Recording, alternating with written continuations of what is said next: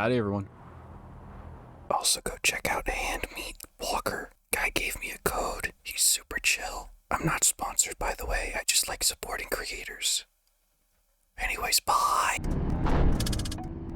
So, I have a couple of videos in the works. One is about co-op games that I played a while back. Another vintage story video is also in the works. A bigger video about Thief 2014 that I promised I would make a video about back when I had less than 2,000 subscribers. Wait a second, people probably forgot about that. Oh, fuck, now I have to play Thief. But I gotta make something quickly to fill out the month before those come out, or get made, I guess. And I remembered that I have a few games that I recorded footage for, but never really made a proper video about. And one of those games is Mad Max. Mad Max is what I would call a car game. And I put that in quotes because while everything you do is focused on building your car, upgrading your car, driving your car, that's not really what you're gonna be doing for the other half of the game, which consists of basically Mad Max doing WWE moves on cancer victims. I love this game, honestly. It's one of the last movie tie-in games that's come out in recent memory. The best of these kinds of games, of course, being Addams Family Values, made by Ocean Software back in 1995. I'm just kidding, it's Peter Jackson's King Kong, the official game of the movie. You don't really see a lot of these games anymore, save for the recent 007 game, and well, that one's not the best, or so I've heard. And I don't really see that as a movie tie-in game, since it's not really based on any movies. I guess you could just count him off as one of the many incarnations of the 007 man, but I don't fucking know. This guy's like Doctor Who. What was the video about again? Oh yeah, Mad Max. Mad Max stars the titular character, Mad Max, who is in no relation to Max from the first Mad Max movie, Mad Max or Mad Max 2 or Mad Max from Mad Max Fury Road. Man, there's a lot of Max. I gotta say that Max in this game doesn't really strike me as mad, by the way. Kind of brings the game down a little bit. He's more slightly perturbed. Like, the worse he gets is when he gets upset at Chumbucket for getting him a V6 engine instead of a big container of V8. I don't blame the man. Get him his fruity veggie juice. This man's thirsty. Look at him.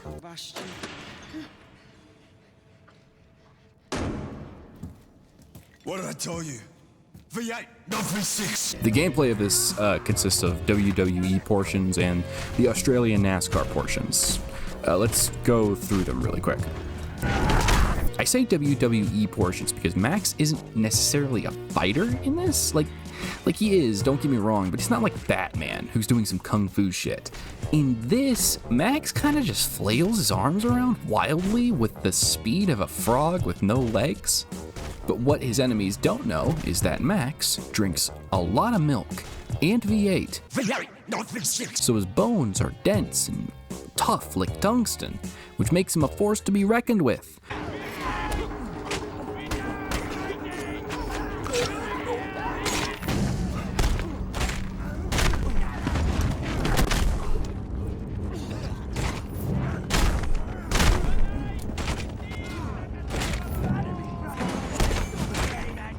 He also has this Fury mode, which makes him go fucking bananas on these fools.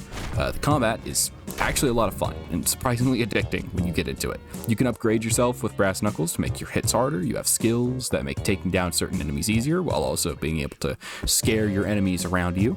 You also have a shotgun.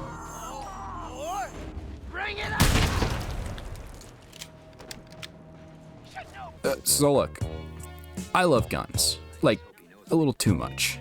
I know I'm American, but I have a bit of a weird relationship with firearms where I don't really give a shit about them unless they're old or weird or both. And this game has a junk shotgun that you can upgrade with 4 barrels. Anyways, this combines melee and range combat, and it works surprisingly well. You can go from punching goons to blasting with such style and flair that Bayonetta would be just a little bit jealous. Speaking of, this really is the kind of spectacle fighter game. Just watching Max grab somebody and do an RKO on him is just so entertaining to watch. Mix that with the explosions and the setting and the vibe, and you get these moments where you're looking over this desert with this longing for a world that's long gone. Wars, famine, disease, murder, killed us all.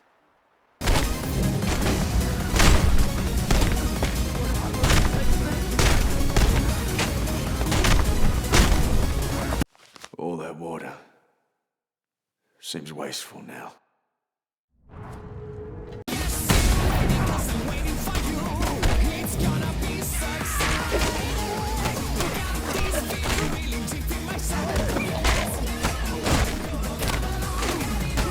They didn't need dogs then.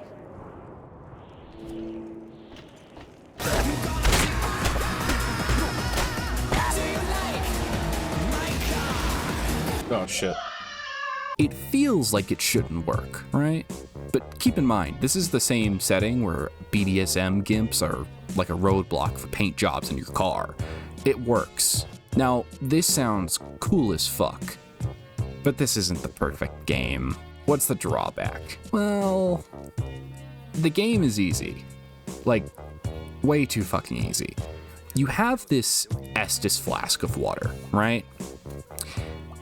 99% of the time it's full. Very rarely will you ever be out of water, and if you are, it's probably because you got done beating a boss slayer. Notice I didn't say a fight. I said a whole ass fucking boss slayer. You are a force of nature, man. If you were from when Max was from, you'd be fucking dead.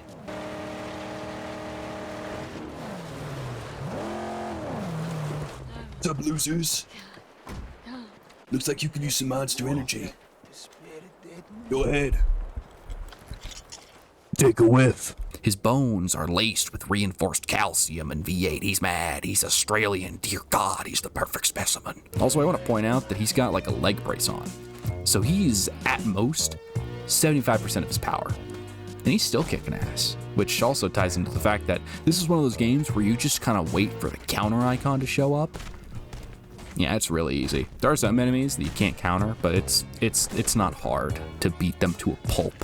The spectacle of the melee combat is really the draw here. It does help to alleviate some of the problems with the difficulty. It's a lot of fun just watching him smack dudes. A stick and the skill of a horse with cerebral palsy while also coming out on top.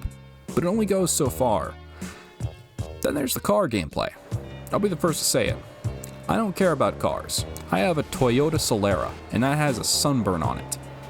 It gets me from point A to point B, and that's all I need it for. It doesn't have any crazy suspension, no bass boosting speakers, no fancy lights, it's just a car.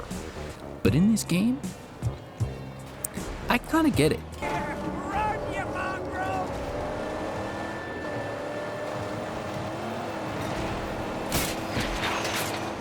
Tricking out my car with skulls and guns and spikes and flamethrowers, all for the purpose of fighting these higher level cars, is just so fucking fun to do. Sure, it does have a drawback. The guys sometimes get out of their cars, and by that I mean they always do, because they don't want to scuff their paint job of fucking rust. So long as you have your back to a mountain or wall, they won't try to ram you with their car.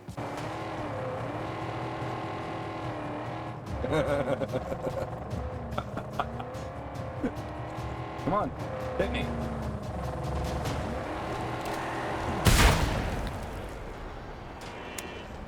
Idiot. The car combat consists of you ramming your enemy, shooting them with your harpoon and shotgun, using your foldable sniper rifle to weaken the herd, so to speak, and of course, driving really fast. It's not easy, but it's certainly not hard. If you try to take on enemies that are a higher level than you, you're gonna get your ass kind of handed to you a tiny bit, but it doesn't last long. You have to think just a tiny bit more when it comes to fighting people with your car than you do when it comes to fighting people on foot. Not to mention, but there's literally no risk of losing your car since you've got your good old buddy Chumbucket, who's got a constant fire resist potion effect to fix your car for you. He's your man in the chair, your engineer over here, your guy in the sky to help you build and maintain your car. I gotta say, I've always loved how fucked up the characters are in this universe. Well, except for Max. And his love interests, apparently? Where'd you get the dye for that hair, woman? You want me to believe that's natural red? Come on, girl. I don't believe you for a goddamn second. You meet different factions that give you access to different parts for your car that also give you buffs for Max so long as you build these blueprints scattered around the place. And they're all just weird characters. It's really like a fascinating world of rust and, of course, sand. So, it's not really a marvelous landscape, but you can be surprised how different some sections can be. Some can be open desert, others can be like kind of coral-filled oceans, because apparently that's like a section you're in. Other places are these big canyons, and it's actually like kind of surprising how different certain areas can be. A lot of these areas have their own different boss that you can talk to and get upgrades from, and I love this part where this dude gets uppity at Chum for talking about the car god when they worship the water god. He's no ordinary driver. This one, he was sent to me by the angel combustion herself. We parlay with the water gods here. It's just so funny. He says it so respectfully, too. Almost like he mispronounced his name or something. Like he said it with the exact same inflection. This game isn't perfect, right? It's probably the definition of a 7 out of 10 game, but for the price, it's entertaining, which is really all it needs to be. There's no complicated story here. It literally just boils down to get better car to go to a different desert. Which, why is this desert not good enough? I don't know. It just isn't. You got some weird mystical stuff going on, but it doesn't really matter. The dude's always like, you gotta get out of this rut, gamer, and be a hero. And Max is always like, no, I don't wanna. This is all gameplay and like no substance. This is like the most presentable potato chip. It tastes good, lasts for 5 minutes. That's it. Regardless of the problems that this game has, it's such a blast though, literally. This is where it ends. At the hands of a crazy-eyed road warrior spattered in the blood of my brethren. I accept my fate.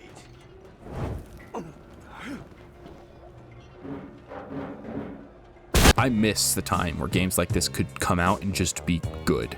Like, I know I said it earlier, but this is a real 7 out of 10 game. Not the boring kind, like, I don't know, fucking Ghost Recon Breakpoint. This game is fun. It's got style, it runs well, it fits in your drive. What more do you want? I mean, personally, you know, I could go for a hot anime spider GF, but, you know, that's not gonna happen. Fucking stupid, man. Oh, thanks for watching. And as always... Oh my god. Fuck. Shit. Take care, gamers.